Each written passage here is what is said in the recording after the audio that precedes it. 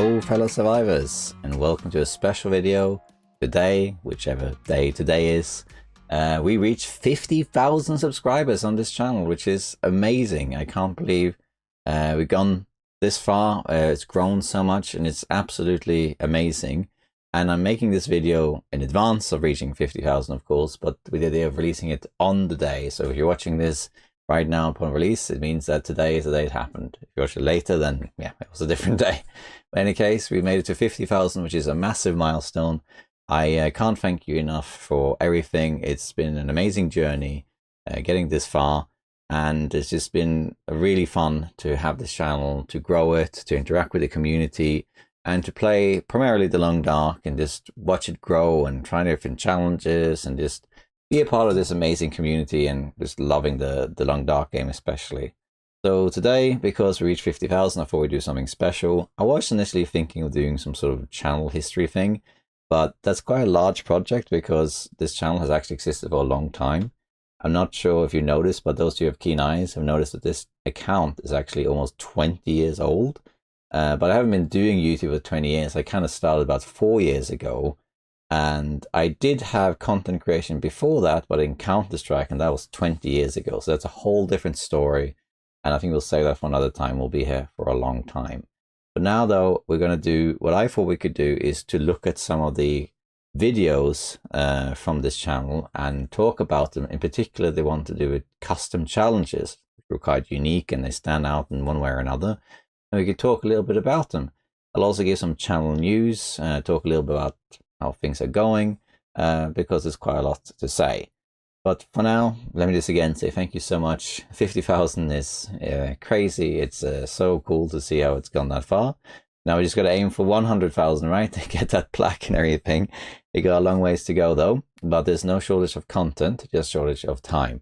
So there's a lot of things to do. I have my series still, you know, Road to 500 Days, as well as things like Stalker and Misery. And there's a bunch of other survival games I want to try. There's a lot of videos that have to be remade. Like I would like to remake pretty much all of the tutorials and you know, walkthroughs and that sort of thing now that the game is kind of done. And also the region guides, and there's so much stuff I want to do still. And there's also a bunch of other projects that I just haven't gotten around to yet, or that I haven't finished. And of course, by the time I actually try and do all this stuff, we get the Long Dark 2. So I think we're going to be here for a while. The only thing that really is stopping me from doing all this stuff is just time, really, especially now with 2 children. It's hard to find the time to do everything that I'd like to do. So production has slowed down. In time, probably within a year or so, it probably will become a bit more active again. Right now, it's weekly releases, but I would like it to be more than that. But we just have to see. I do have some other things I'm working on. I'll tell you more about that later in this video, though. For now, let's put on our Canada hat and strap in to the Long Dark and have a look at some videos. So let's hop in and check out the Long Dark and 50,000 subscribers special. Let's go. Okay, so in this channel we have quite a lot of different videos. Some of them are series, some of them are standalone videos, and there's all sorts of different things. But some of the unique things about this channel is really to do with the challenges that are custom. Now, initially when I started doing these custom challenges, I wasn't that into it. I always said, like, I'm not that bothered about custom challenges, you know, it's kind of gimmicky sometimes. But then I got kind of into it because also people liked it, but some of the challenges can be really fun. Some challenges are not fun to do, and some are. Now, before we go through some of them, we don't necessarily have to talk about all of them, but before we go through some of them and give a bit of background to them. And first off, we have the Outerloper. So I have a playlist there if you didn't know, and most of my videos are organized in playlists, and you can find them on my channel. And most of the custom challenges are on here. I don't think I go through all of these, but I'll go through some of them. And they are in chronological order, I believe, upon release. The first one here is Outerloper, which was released 2.5 years ago almost. I'm just going to let this play in the background here. So Outerloper is actually one of my favorite challenges in this game, in the Long Dark. And you don't have to do it on Interloper. I'm actually working on a video right now, which is to do custom challenges, and I'm going to use the community to promote some of the challenges, but I haven't gotten around to making it yet. But the thing about the custom challenges in the game is that you tend to have self-imposed restrictions. Some of them are codes, like Nagoa or something, where you are the game world is defined already. You just play normally within the confines of the custom settings. But most challenges have some sort of self-imposed restriction that says you can't do this or that. Sometimes there's arbitrariness to the rules, but other times they're pretty straightforward. Now, Outerloper was the first sort of custom challenge that I did, except for Nagoa. I did do Nagoa, and that's kind of like pre-misery, if you're not familiar with that challenge. And those who saw that know that I didn't really like Nagoa. There's a reason I don't play Nagoa or Dead Man or even Misery that often, because I don't like the no health regeneration penalty. I think that takes a lot of fun out of the game. I don't mind if health regeneration is set to really low, but that it's set to off is just too penalizing for me. However, this video, the Outerloper video, which has almost 70,000 views as of today, kind of set the tone for future custom challenges. And it is probably my favorite custom challenge, the Outerloper. And there's a lot of reasons for why this is a great challenge and why I highly recommend that you try it yourself. Now, it's called Outerloper because it's outdoors interloper, right? But the beauty about this one, you don't have to do it on Interloper. You can do it on Pilgrim, Outer Pilgrim, right? Outer Voyager. I believe DH Dunn once said Outer Voyager, because the great thing about Outerloper or Outer whatever is that it forces you to learn to live outdoors, right? So if you're not familiar with the challenge, it's basically that you cannot go inside. You have to stay outdoors all the time. You're allowed to enter caves, and you're allowed to enter connector caves. This means that you're outdoors all the time, right? And the good thing about that is that you're forced to learn where all the resources are outside. And that makes it it gives you a lot of knowledge about the game, because you can't do your normal rotations where you go into a house and you loot this house, and then you go here for the backpack in Ash Canyon and this whole routine. You can't do any of that stuff. Instead, you have to just stay outside. You rely a lot more on plants and animals. You rely on caves. You rely on finding beds in caves, especially in Interloper, because you don't have the bedroll yet. So you got to learn all the beds are outside. So it's quite a difficult challenge, but you learn a lot from it. So it's a really, really cool challenge, and I really like it. There are easier versions of this. You could do a bunch of other people are very good at this. I forgot that was in here. These are all great streamers, by the way. You should check them out, although not all of them are as active anymore. But anyway, like there are nuances to this challenge. For example, some people permit that you go inside like the mines, for example, or that they permit that you get the backpack, even though technically that's inside a building. There are nuances to this. If you're interested in doing this challenge on whatever difficulty, but you think it's a bit too hard, there is a version of this challenge invented by DH Dunn, which you could try, which is quite fun. It's called the Burglar Challenge. It's basically the same as Outerloper, except you're allowed to enter a building once. Once you enter a building, you're allowed to go in there, loot wherever you want, and then you go back out. But once you've gone back out, you can't go back in again. And that's basically, that eventually evolves into Outerloper, but it's not in the beginning. So that's a good middle ground in case you wanted to try out an easier version. I didn't realize the introduction was so long. I do like making introductions to my videos. Not all of them, there are some exceptions. I do like making a narration in the beginning to set up what the video is going to be about, so people understand it, especially when this challenge is involved. I hope you appreciate that. Now, this particular challenge had 2 videos only. They're really long videos. And then I stopped. Of course, this was done This was done after Tales was released, but I stopped it. I could continue it, but because there's been so many changes since I did this challenge, I think I'd rather do it again. If you'd like to see me do Outerloper again, let me know, because that's one challenge I'm happy to do again. It's a great challenge. Really great. Let's move on. Then we have the naked Interloper run.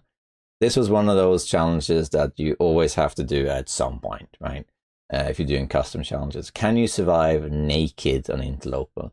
And the answer is yes, of course you can. It's actually not that hard. It's just that you get frostbite risk all the time. And also you get cold faster. And if you were to get attacked, you don't really have any protection rate. So there's a lot of disadvantages to it. But it's perfectly possible. You just rely a lot more on fires. One thing that I kind of forgot about with this was that, of course, being warm and having frostbite risk are two different things.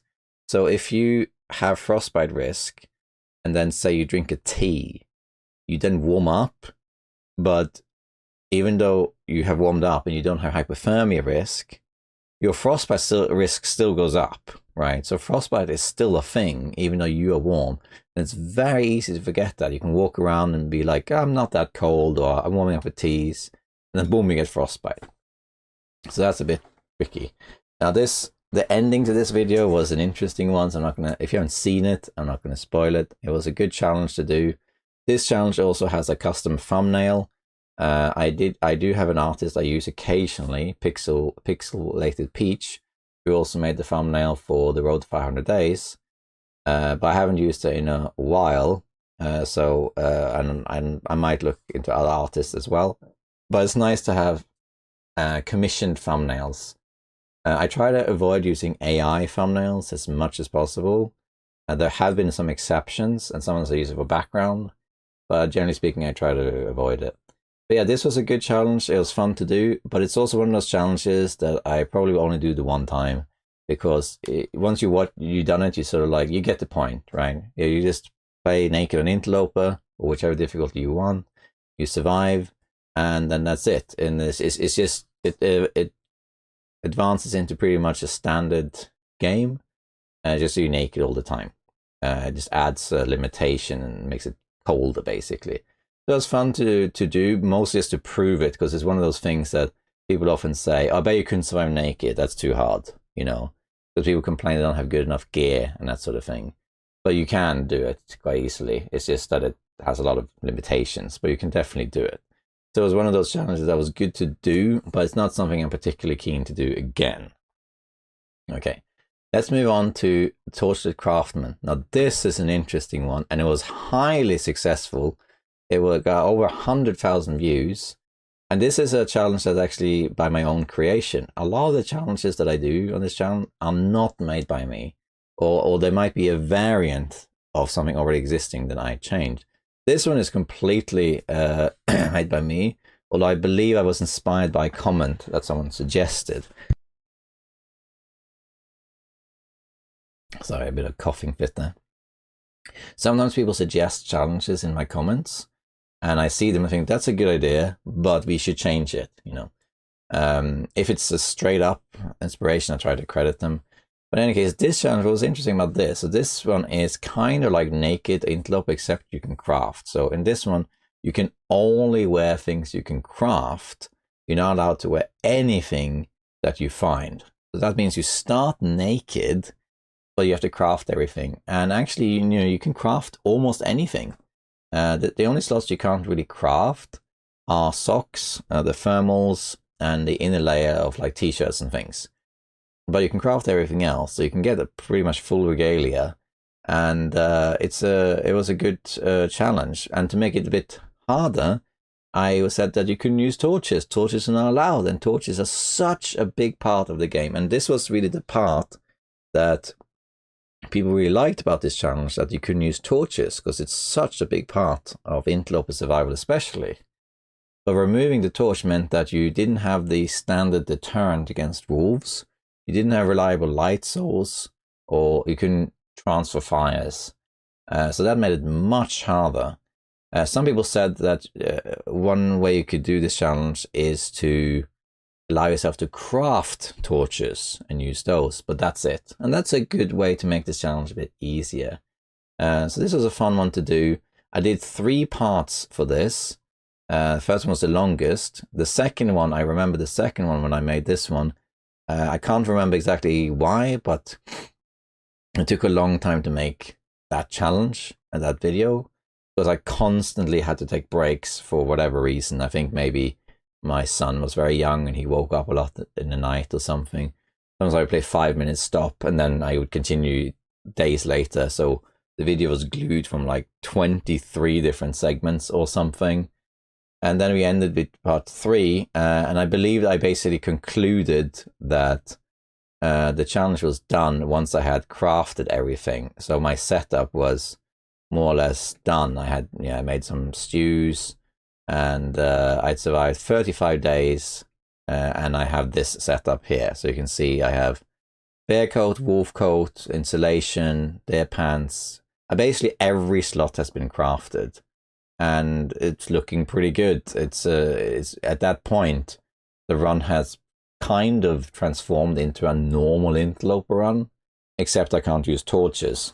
So seeing the challenge continue beyond that point isn't that interesting. But it was a good challenge to do. If you did this challenge now today, you'd have to make a decision whether trader stuff counts. So for example, since you can't craft socks and t-shirts and things, you could argue that maybe it's allowed to wear those things if they are acquired by the trader. That will be one way to do that. So you see, pretty much all challenges have some sort of nuance to it. You can change the rules all the time. And this is one of them. But I was quite happy with this one, considering it was my own creation and it played out really well. Yeah.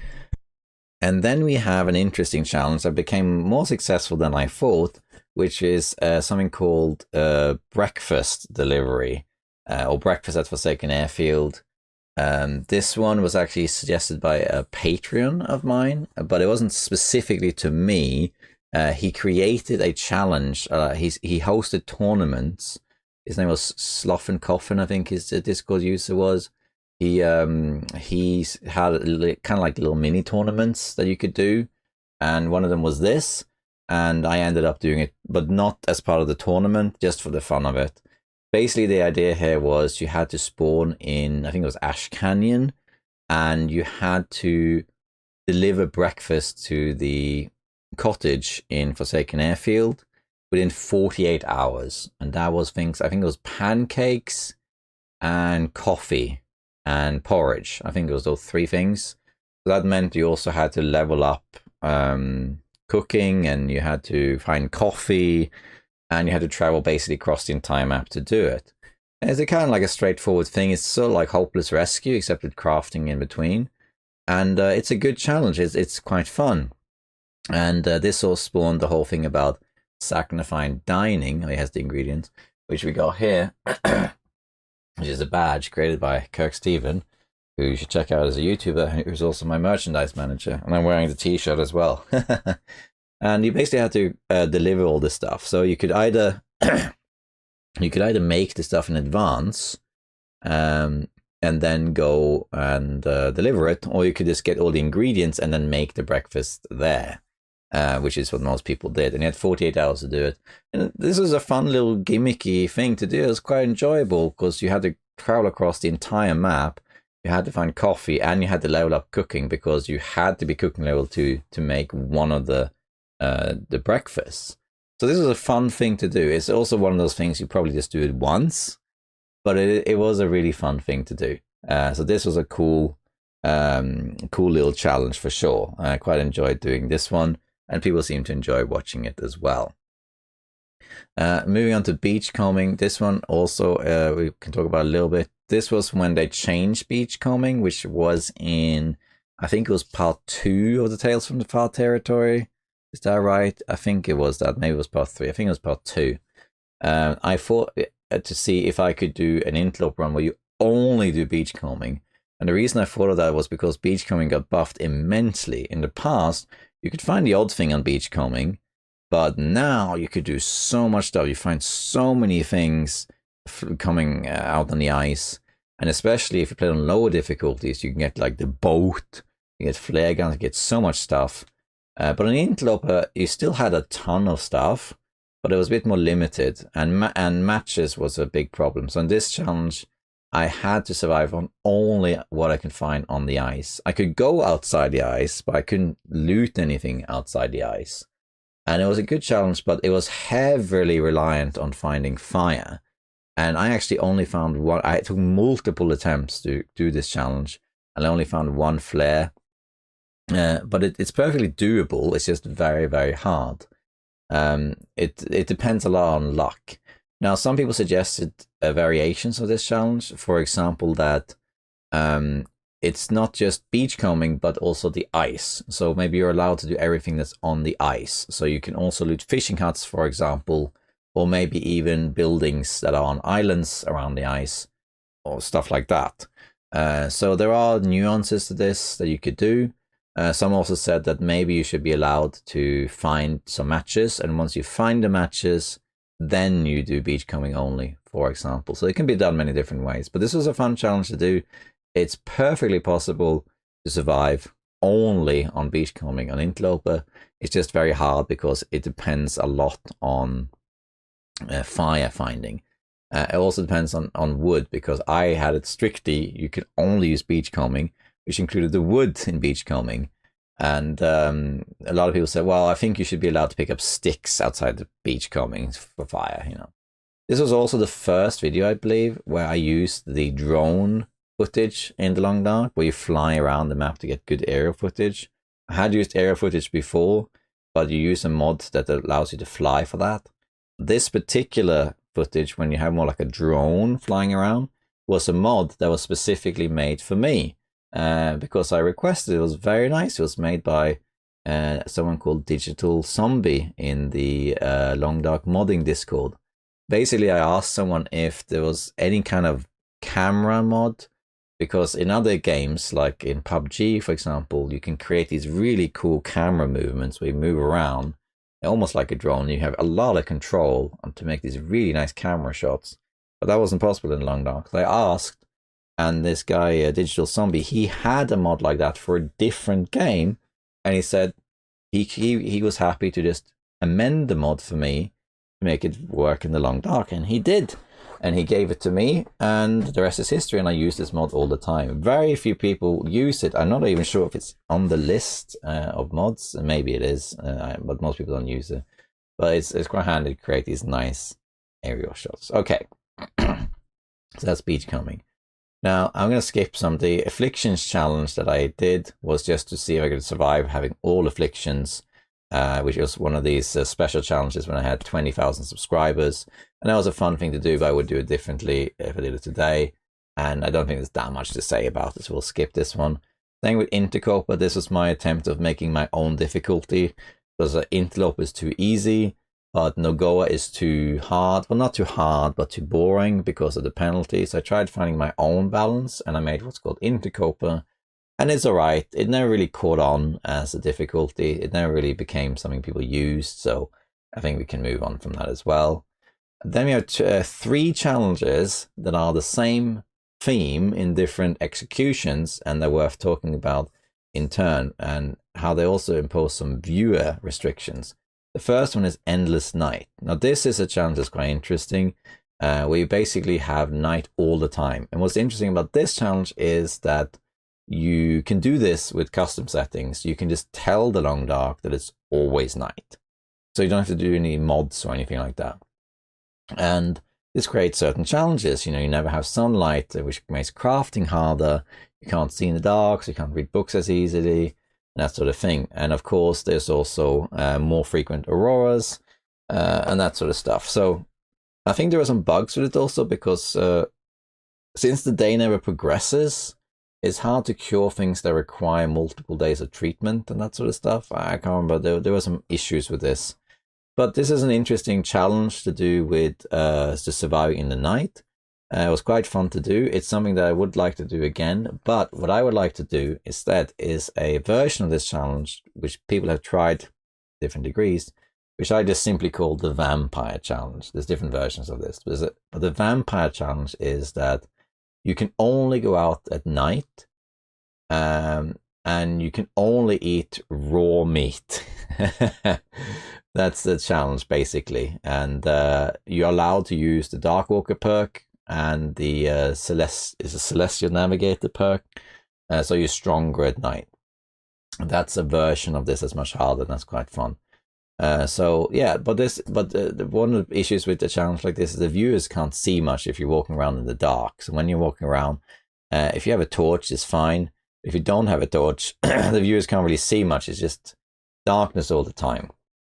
So it's an issue from a viewer standpoint as well. Fortunately, I had torches throughout most of the run. That was okay. One thing I really liked about this run, though, was I did something that I thought was quite creative. So this was actually, I got the flare gun.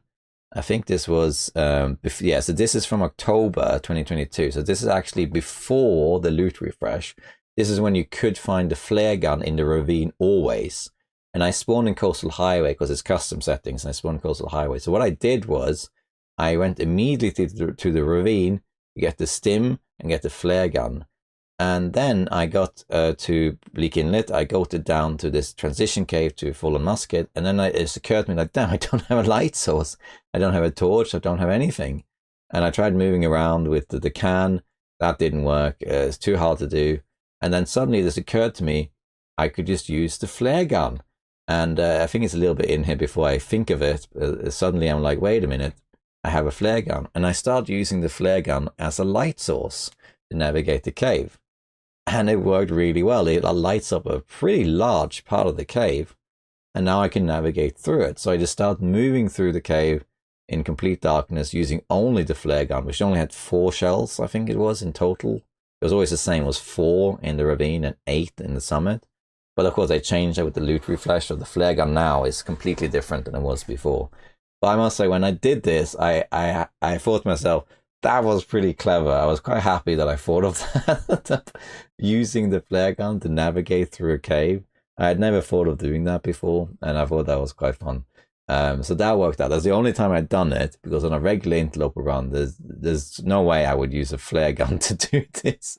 But for this particular challenge, it was basically go back into Bleak Inlet at night and try and find stuff, or do this, and it worked out. So that was fun. I enjoyed that aspect of it, and the rest of the challenge, it's okay. It's fun to go around at night. It's definitely an unusual one. It does practice you in navigation a lot, because you got to learn where everything is, and torches play a big role. But it wasn't particularly hard as such. It's just like a regular Interloper run without sunlight. That's all it is. But yeah, if I did this again, I probably would do it with something like the Vampire Challenge. And then we have something similar. You have the Eternal Blizzard Challenge. So here you have to use a mod. I used a mod to set it so that Blizzard is always on, because otherwise, it doesn't work. You have to use a mod for this. And this is something that a lot of people thought was really hard. I mean, most people don't like blizzards. They struggle and they get lost. And it really tests your map knowledge. I don't think doing an internal blizzard challenge is a good idea if you want to learn the maps, because you can't see much and you're not really navigating very well. It's better if you already know the maps. If you want to learn the maps, it's better to do something like Outerloper. But once you have a decent idea of it, the Eternal Blizzard provides a few unique challenges. Like, for example, there's always wind. So if you want to make a fire, it's much harder to plan where the fire is going to go. There are things that are less accessible. It's just overall much harder. Of course, one upside is there's no animals. There's no animals at all. I'm not sure if there will be cougars. I'm not sure about that. Timberwolves there would be, unless you disable them, because they can still spawn in blizzards. And there's also indoor animals like the special wolves who spawn indoors. But generally speaking, there's hardly any animals. You can do fishing though. This was a good challenge. It was fun to do. It's a very challenging thing to do. But it's also a viewer issue, because you're going around and it's just a blizzard all the time. So the viewers can't really see anything. when you're outside. Like, I know where I'm going, but the viewers are struggling. Now, you can compensate for this by having maps, for example, in the right corner, which I didn't do here, but I did do it in the next challenge, which we can talk about simultaneously, which is the Mist challenge, which is the Eternal Fog. Here I also had a custom thumbnail. And with this one, this is the same thing as Eternal Blizzard, but there's two things that makes this a more interesting challenge than Eternal Blizzard, in my opinion. One is that the fog has actually quiet weather, so you don't have wind, so it's quieter. You can see a little bit further. Fire is more easy because you don't have wind. But what also makes it interesting is that there's animals around and you don't know where they are.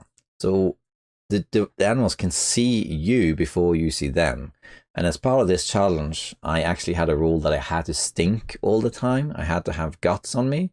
And as a result, the wolves always knew where I was, but I couldn't see them. So that made it very tense. Like, you were walking around and you were really tense, and because you didn't know if a wolf was going to come out, and you could barely see them because visibility is so low. And because visibility is low, but it's still some visibility, it's a bit easier to learn the map, so this one is a little bit friendlier.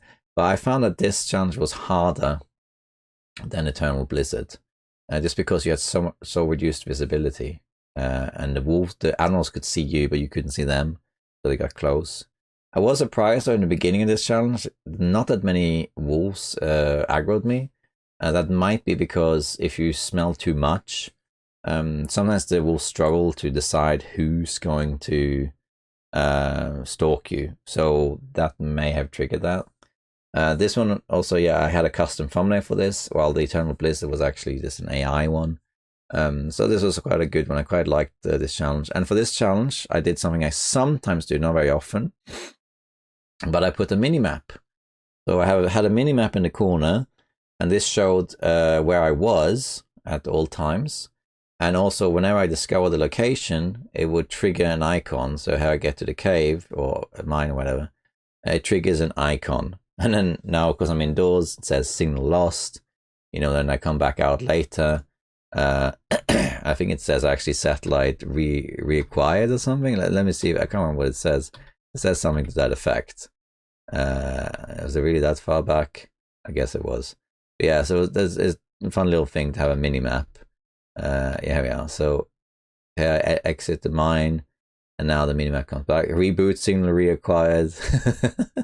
You get the map, and then the tracker and the icon. Thanks to KirkSteven for that. He exported the icons from the game, allowed them so I could use this.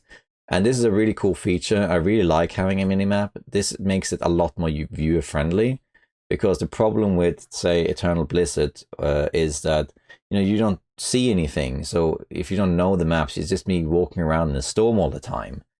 But at least with a minimap, you have a sense of where I am. You know that, oh, he's there, and he's discovered this, so he's going that way. So the minimap adds a lot to the video. I really like that, but I don't usually do it because it requires so much work. First, you have to have the map. That's not a big deal, but you have to constantly track where you are and move this dot around the map accordingly to where you are in the video. So you basically have to watch the entire video again and stop multiple times to press it. So when I make a video like a run, unless there's a specific reason for it, I usually don't actually watch the video because I know if it was necessary to watch it when it happens. So say I make a 2-hour video and I do it in one go. Then I record it, and then after it's done, I might make it an introduction. I'll edit an introduction to it and put that together. And then I'll do sample checks throughout the rest of the video. But I don't usually sit down and watch the entire run afterwards, because I just played it. I know what happened in it. Unless there's some sort of technical error, I don't really need to watch it because I know what happened. So the video is kind of done once you've done the intro and all the rendering and that sort of stuff. And there are exceptions. Sometimes there's complicated challenges, or there's things that are really difficult. or very sensitive, and I decide I'm going to watch this to just make sure. And so I sometimes do that for quality control, but other times I don't. But with this one, because you have to have the minimap, I have to watch the video. I have to stop it multiple times. And this video is 5 hours long, 5.5 hours long. And it's got these maps all the time. And I'm tracking it all the time. So that means I'm spending 5 hours plus the pauses. So a 5-hour video takes, I don't know how long this took. It took a really, really long time to make this video because of this map thing. Was it good? Yeah, I'm really happy to have it, but it takes so much effort to do. The only other exception really, I have used maps before, but very rarely, but I did also use one in my Hushed River Valley tutorial, because a lot of people struggle to navigate Hushed River Valley, and having a minimap made it a bit easy to know where I was. So if you watched this video, I hope you enjoyed the minimap. I'm really happy that I did add it, but it's something I usually don't add just because of the sheer amount of time. You know, if a 2-hour video converts into 10 hours or more of effort instead of, say, 3 hours, it just takes so long to do. And normally it's not really necessary to have a minimap in the videos because you can see what's happening. But in challenges like this, where visibility is drastically reduced, it's nice to have something that helps the viewer know where you are. Okay, I'm gonna skip this the blindfolded video. That was just like a stunt, basically. Can you play blindfolded? You can, but it's not very fun. We'll skip that. Birch tea, I'll just briefly mention this one because there's a vegan challenge that's basically the same, but this challenge is straightforward. Can you survive on birch bark only? Only birch bark. Variations include you can also drink water, that's fine. But can you only survive on birch bark on Interloper? The answer is yes, you can. There's lots of birch bark on Interloper. There's several birch forests around Ash Canyon and Pleasant Valley especially, but also Fallen Muskeg, there's some in Bleak Inlet. There's a lot of birch around. And what you do is you basically just starve yourself, and usually don't sleep either. And then you just drink a bunch of birch tea before bed every few days, and you'll heal all the way back up to full health. You can easily heal like the 80% health on Interloper in one night if you drink enough birch tea. It's crazy. It's so strong. It requires a lot of grinding. You go around in a route, and it's rinse and repeat and rinse and repeat, but it's perfectly possible to do it. It's perfectly possible. So because of that, because it's possible to survive on birch bark only, the thing is, when you get to the vegan challenge, because the question is, can you survive as a vegan? The answer is yes, because you can just survive on birch bark, right? So, but the vegan challenge was one of those things that was requested. So many people asked, can you do a vegan challenge or vegetarian challenge? And initially I was like, well, what's the point? Because birch bark challenge is the same. It's a vegan challenge. But of course, there's some nuances to it. This one we could talk about up and down. But basically, the idea here is that you have to be vegan throughout. And one thing is food. You know, sure, you can survive on birch bark or whatever. And birch bark is the only renewable vegan alternative, really, in the long dark, because cattails and things don't respawn, although some wash ashore. But the main issue here actually was found items. So a lot of clothing in the long dark have leather in it. And some are also ambiguous, like it doesn't say it has leather in it, and when you harvest it, it doesn't give you any leather. But when you look at it, it looks like it does have leather. So you're like, should I use it then or not? Is that vegan? And then with the found food, you needed to know if it was vegan or not. And some food doesn't say the ingredients, so you just have to guess. I asked my sister, who is a vegan, for advice on this, and she just said, in general, you can assume it's like this and this. I did make one mistake once because there was honey in one of the items, and I forgot that that's not vegan. But it was perfectly possible to survive a vegan challenge. It's not particularly difficult. It's just a regular Interloper run, really, with some restrictions on what you can wear, and restriction in hunting, and less renewability. But it's fine, really. It wasn't a big deal. What was interesting, though, was the discussion on this challenge and the nuance of it, because people had very varied opinion on what realistically a vegan would do. So a lot of people, including vegans, said that in a real survival situation like this, right, if you're a vegan, you would still use items that you find that have non-vegan properties in it, right? If you are out there in the wild and it's freezing winter and you find some leather boots, then you're not gonna, as a vegan, say, oh, if only I could wear those boots, I wouldn't get frostbite on my feet. No, you would just wear the boots, because it's a waste to not use it. You're also wasting animal resources because it's already made from animals and it's already dead. So a lot of vegans in the comments said that if this was them, they would just have a rule that you can use found items that are non-vegan, but you can't hurt any animals. So I was a bit more conservative and said, like, you can't do anything. But a more realistic version of this challenge is that you can use non-vegan stuff, provided it's found, not made. You just can't make any non-vegan stuff. So that's that was an interesting aspect of this particular challenge.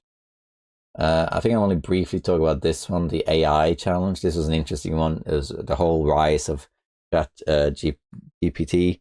And I was wondering if an AI could survive an Interloper. This took a long time to make because I had to constantly pause the game to ask the AI what to do.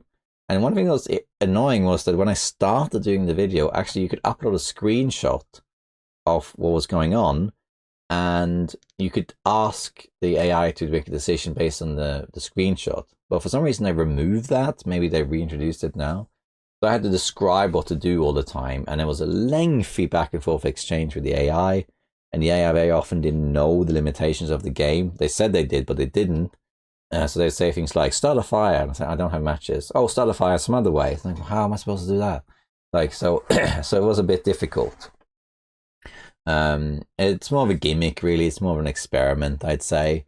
It can be done much better. But basically, the idea here was to see if an AI could survive an interloper, and I'd say the answer is kind of. They definitely had the right idea, but the execution was a bit lacking. But you could also say that the way I prompted it wasn't good enough. So yeah, this is I think one of the last times that I use an AI generated thumbnail. It made sense to use one though because it's an AI video. And also, Kirk made this mouse mat on it, which is very nice. But after this video, I think I almost never use AI thumbnails again.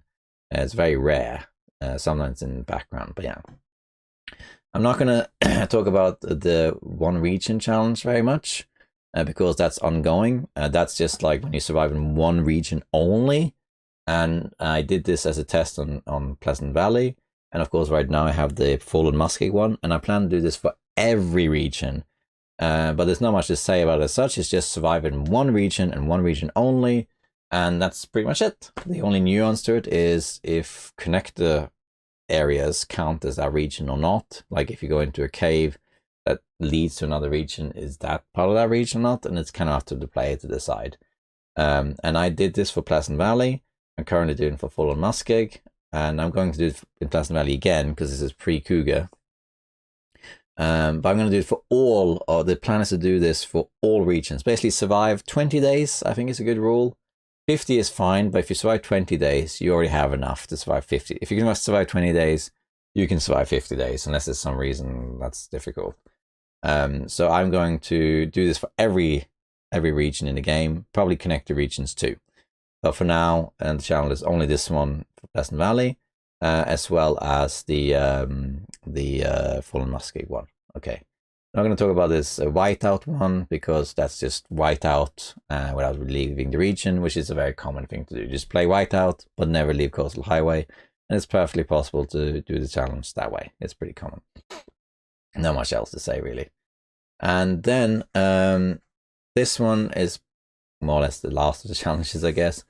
This is the triple death challenge, which is kind of my creation, but I had seen variations of this around, so I can't really take full credit for it. But this is a pretty straightforward thing. they introduced cheat death, which means that you can now respawn 3 times. But the 4th time, if you die, you are dead permanently. This was a very controversial thing, and we could talk about cheat death up and down because there's a lot to say about it. A lot of people don't use it. But for now, the basic idea here was basically to use cheat death 3 times, which gives you a 75% health penalty if you do the short-term effect, and also black and white vision. And then you have to survive, right? You have to survive from scratch. And this was actually really hard. This was a hard challenge because when you spawn with like 20% health. You're already freezing. Your meters are practically empty. You're naked usually. You don't have your can to make water. So it's really, really hard, and it depends a lot on your spawn. In the end, I succeeded by spawning in Coastal Highway and finding matches in the house, and then I just sort of stuck around there. So it's perfectly possible to do this challenge, to kill yourself 3 times, and then start with terrible conditions. It just depends a little bit on where you spawn. But this is another one of those things. It's like the naked Interloper challenge, where I just wanted to see if it was possible. This is technically part 1, and it was very successful. It's got over 100,000 views. And a lot of people have asked if I could do a part 2, which will require surviving 30 days to get rid of the penalty, which I could do, but I'm not sure if I will or not, because the point was more to see if you can stabilize. And at the end of this video, I've stabilized, and I feel like it shouldn't be that hard to survive further, which is why the video ended. And I feel I could continue it, but it was more of a test just to see if I could do this, and I could. So there isn't that much more to say about it, I guess. I might, let me know if you want to see part 2. I might do part 2. To survive 30 days would be the natural point. Okay, then we have just a Hopeless Rescue challenge, which is that you have to walk and you can't sleep. Is it possible to do it? And the short answer is yeah. It's just hard, but it's perfectly possible. But there's not much more to say about it. Really. It's just Hopeless Rescue. Sometimes I do these things. I just fancy playing a regular challenge, and then I make some limitations to make it interesting. But yeah, this is basically just Hopeless Rescue, except you can't sleep and you can't run. That's pretty much it. Can you do it? Yes. And I knew I could do it because I did it before, kind of, where I walked all the way to the summit and I didn't run until after the summit. Then this one, the Settled Mind one, this isn't a challenge per se, but I think it's worth pointing out because this is an interesting one. So Settled Mind was added when they introduced was it Broken Silence? No, it wasn't Broken Silence. It was the one before that. Last Horizon, I think it was. Was it Last Horizon? Maybe it was Broken Silence, the end of the Tales.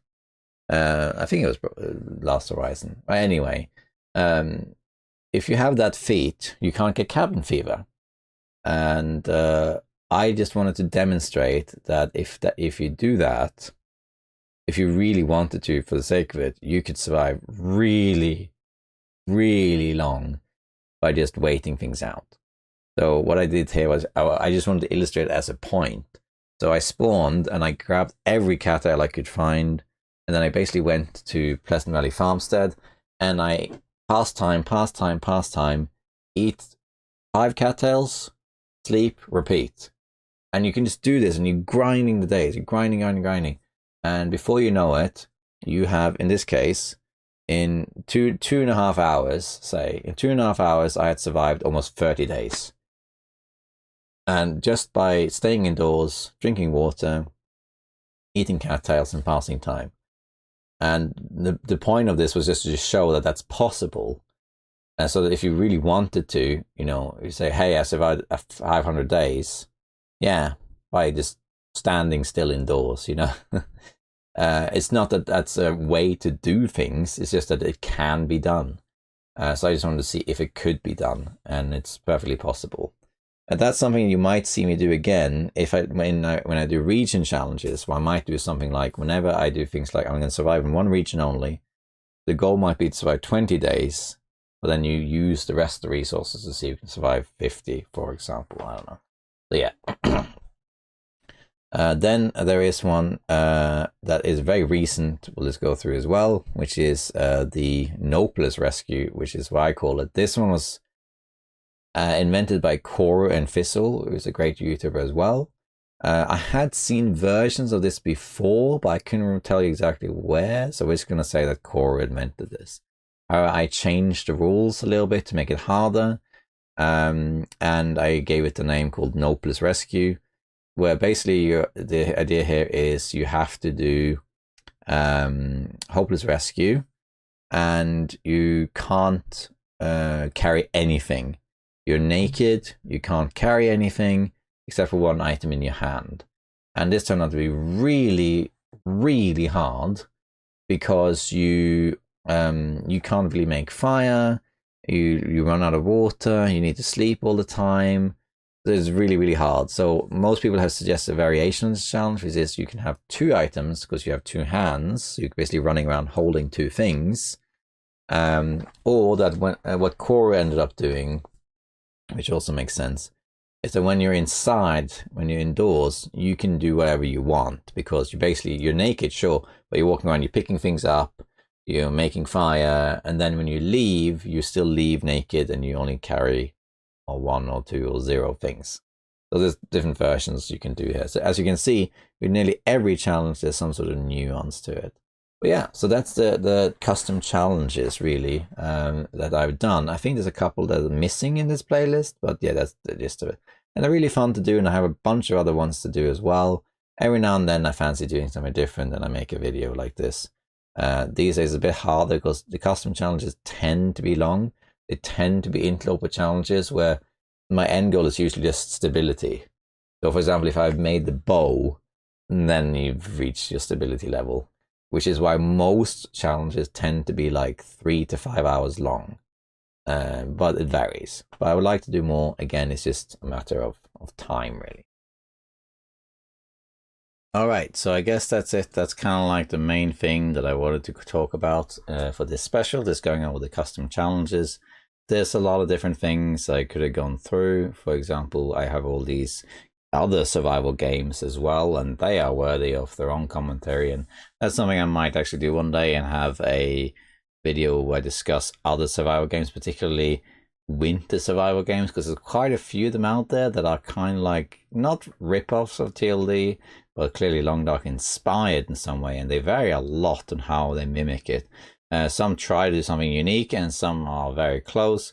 It varies a lot, and of course some are completely different. So I've tried most of the big survival games out there by now. There are some that I'm missing, and I keep getting invites for new games all the time. I don't try all of them because there's certain game types I don't really like, but I'm particularly interested in small scale games. You know, when small teams make survival games, it's fun to try those out.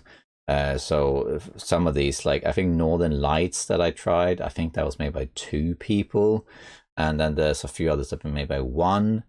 This one I'm going to try soon, that's also made by 1, and it's always fun to try that sort of stuff. So I could have talked about a lot more, but I think we'll leave it there. Before we go, I could talk about a little bit about some channel news. For now, of course, I've been able to maintain a 1 video per week schedule. That may or may not be maintained. We have to see, because the main reason I've been able to do that is just because I was doing the keg stand video, which was meant to be 1 long video, and I decided to release it in small segments instead, which meant I suddenly had like 4 videos ready to be released. But if that hadn't been the case, I wouldn't have been releasing as frequent as I have. We'll see if that maintains or not. I think most of 2025 will likely be somewhere like 2 to 4 videos a month. We just have to see. I don't really know. I would like to do more because it's fun to do. It's cathartic. It's relaxing for me. I really enjoy it. And also there's a revenue incentive. Obviously, I don't get a lot of money from YouTube, but I get something. And when you have, mortgages and kids, it helps, so I'm very motivated for many different reasons to do more videos, but it's just a question of time. Now, there's a few projects I thought I'd mention at the end. So there's a lot of videos coming. I mean, there's no shortage of content to be added to this channel. So as long as I keep making content, we're going to have content for a long time. For one thing, I would like to remake pretty much all of the tutorials I made in the past. Not, well, some I won't do, but for example, a beginner's guide, make a new one, because that one's getting quite old and the game has changed a lot since I made the beginner's guide video. There's also things like region guides, which I would like to do. I've done quite a few spawn region guides, but they were in the past. So they need to be updated as well. There's a lot of content I have that's pre-DLC or pre-Tales, and they're not obsolete per se. They can still be used, but there's a lot of details in them that don't apply anymore. So it would be nice to make a new one of that, I think. It would just be a bit more relevant, particularly as the game is now close to a finished state. There's only like some stuff to be added. Of course, that depends on what's going to happen. So there's that, and of course there's the road to 500 days to continue. I have the misery run, which I probably will continue at some point, try and go for 100 days or something. And I have my stalker run, which is, I just do that now and then, so that doesn't update very often. And a bunch of different challenges, ideas that I got. There's a lot of them to do, so there's no shortage of things to do. And of course, next year, probably end of next year, we get The Long Dark 2 Black Frost, or at least early access. So that by itself also is more content. So yeah, so in terms of things to do and ideas, there is a tremendously long list. So there's no question about having things to do or having things to showcase. It's just things to find time to do them. And I think 2025 will be relatively slow, but from 2026 onwards, I'm hoping to pick up the pace again. We just have to see. Fun fact, by the way, this game, the No Man's North, has changed. It's now called The Long Drive. It's got a whole new team and everything, so that's being changed. Now, I thought I'd just wrap it up by talking a little bit about some future videos and projects that I'm working on. Now, of course, we got some regular things. You know, we got Road to 500 Days, Misery, Stalker, that sort of thing. Some projects that are running. And of course, I'm trying to do survive 20 days in every region. Or maybe 50, I think 20, for every region, that sort of thing. But there's some, in terms of upcoming projects, there is of course the Wintermute playthrough, which I've been meaning to do for some time, and I'm planning or hoping to do episodes 1 to 4 before episode 5 comes out. And I already recorded some stuff at Rand for a trailer and that sort of thing. So yeah, that's something I'm hoping to do soon. Those ones will probably be longer videos, so it will take a little bit to make, but the idea is to do a complete Wintermute playthrough. Then of course I also want to make tutorials, remake all of those things, but there's one project that I have decided to do that I thought I'll just talk about a little bit, and I'll reveal more info about it later. But I've always wanted to do video essays, in particular analyses of things, movies, video games, can be other stuff too, like books or something. And I never really done it because it takes so long to make. And also, when I make my videos, I don't use scripts. Now, obviously, when I have playthroughs, I just play. But when I have narrated things, I don't have scripts. And in fact, when I had that Cougar video I made not long ago, that didn't have scripts either, even though it was a half-hour video essay. But what I have in mind is I'm talking about things like a breakdown of, say, a movie or a game. And that does require having a script because there's so many arguments and things to point out, and you kind of need to have a script for that.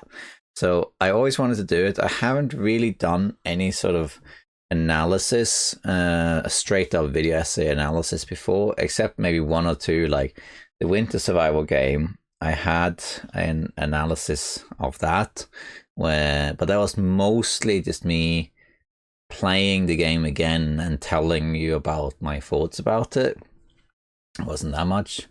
And I don't have that many video essays either. I have a lot of edited videos, which are usually some sort of overview or breakdown of a patch or something like that. Campfire chat is kind of like a video essay. The only one that's like a proper video essay that I have that's like a story, it was the Cougar Badge. And I actually really enjoyed making that video. And that's like, instead of me actually showing, unusually, it wasn't me showing you the gameplay of me trying to get the Cougar Badge. It was instead the story of how I tried to get it, and I quite liked that. I liked talking about how to get the Cougar Badge. I quite enjoyed it. And I always wanted to do some sort of film analysis, or video games as well, which is like over-analysis, like where I break things down. I talk about everything from a meta point of view and the theme of it and that sort of thing, and then criticize it for good or bad. And then also break things down. I really am a big fan of these long form video essays you see around that are things like breakdowns of, Star Wars or whatever that tend to be really long. And I wanted to make something like that. I always wanted to do it, but the time it takes and stuff, I just haven't gotten around to it. But now I did think of making one. So eventually I decided on which one to do, because the thing is, if I want to do something like that, you have to decide what should I do? Should I do a video game, or should I do a movie? And should it be a good movie or bad movie? And I do want to make a video essay about The Long Dark and why it's the best game in the world, basically. But there are a few other videos I'd like to make of The Long Dark before I make that. There's also one I want to make about Mass Effect. Mass Effect is a phenomenal game or series, and I have so much to say about it. I've written about it in Science as well. But I don't really want to make a video essay about Mass Effect until I play the games again. And that's going to take a long time. So either one point in the future I'll do a Mass Effect playthrough on this channel, or I'll play it offline, and then make it. But in the end, I decided to do I'm going to do a film analysis, an over-analysis as I call it, where I choose a movie. I'm going to talk about this movie. I decided to choose a bad movie in the end. I'm going to talk about why this movie doesn't work across different themes, what it tries to achieve, what's bad about it, what's good about it, then also break down some of the scenes. And it's going to be like one of those long videos. I started writing a script, not finished, but it's already getting kind of long. So it's going to be quite a long video. So I just wanted to tell you that that's something I'm working on. It probably will take a long time before it's out. I don't really know how it's going to work with like copyrights and stuff. These things are always an issue with these sort of things. But that's going to be like a long-term project. I will eventually reveal more information about it as I progress and decide to actually, this is going to happen. Then I'll tell you what movie I'm talking about, that sort of thing. Patreons will be told before everyone else, because they're Patreons. But yeah, so I just wanted to let you know that's something that, depending on how it goes, the channel might transition a little bit to having more stuff like that. Video essays about a movie or a video game or something else, like little stories, edited stories, or narrations or analysis, because I really like making those. But of course, it depends on the time. So yeah, that's something that I'm interested in doing. I don't know how long it's going to take, if it's going to be successful, and all that stuff. But I just wanted to let you know that's something that I'm working on. I'm really motivated to do it because I really like editing. A lot of content creators don't like that.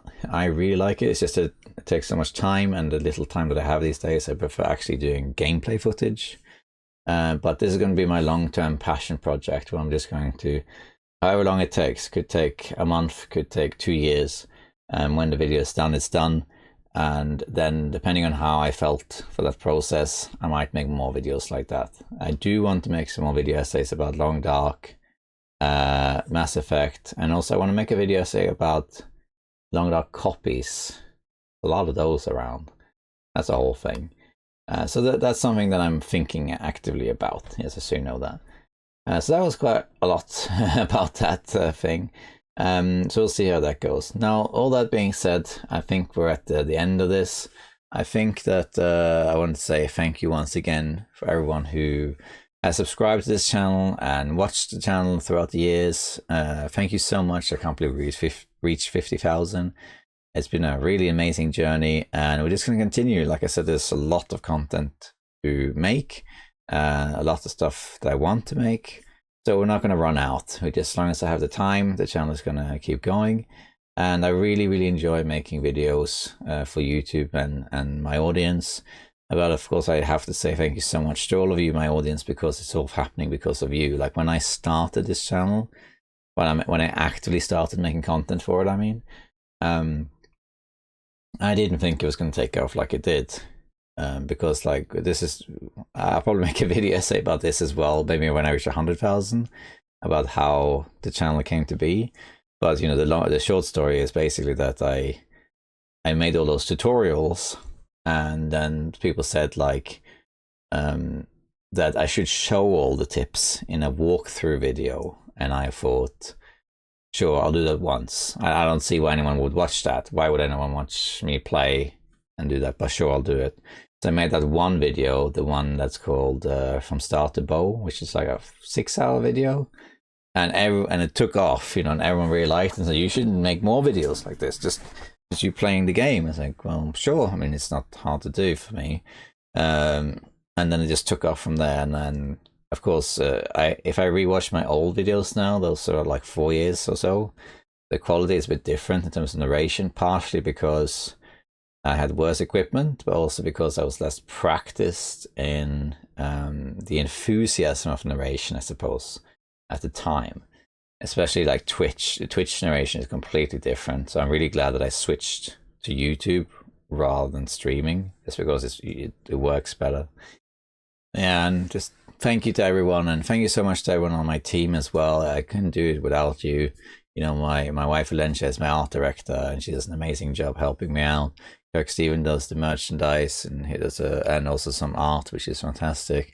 And we got all my mods. We got Ikoru and DH Dunn and Very Tiny Burb, Peach B, and we got, of course, Blurp and PrincessJade, and my wife Elentia again, and SlickSubversive. Slick is more like a Twitch mod, so you don't really see her around much, but she is very helpful there. And PrincessJade, she runs the Discord, and I don't know what I would do without her, because that's just completely above my head how to do all that intricate stuff. And everyone in my let's just call it the team are a huge help to just maintaining the channel and keeping it alive. For example, my Discord, it used to be that I would reply to like every message in the help section, but now because of the mods, but also the community itself, it's kind of self-reliant. So thank you to everyone who's in my Discord as well, because it's created its own little community. Like we're 1,600 members at the moment. So when people ask for help, like other people will step in and say, here's the answer. When at the beginning I had to step in and do it all the time, which was fine, of course. But now, because there's so many, everyone helps each other out. And, you know, it's become its own community. And I think that's amazing. And I really, really like that. And of course, you know, thank you to all my Patreons and members, because you help the channel out a lot by giving some additional support, which allows me to expand and get equipment and that sort of stuff. So yeah, it's thank you to everyone. You all matter, even if I didn't name you specifically, but you all matter tremendously, and I wouldn't be here without you. And yeah, it's been a journey, and I look forward to seeing what happens next. You know, now we reach 50, so let's just see where the rest of this journey takes us, and let's see what happens when Long Dark 2 comes out. Let's see how this video essay thing works out. Yeah, it's going to be fun to see where we go from here. But yeah, all that being said, thank you so much to everyone. Hope you have a great day, and I'll see you at 51,000 subscribers. And thanks again. Stay awesome out there, survivors. Bye-bye.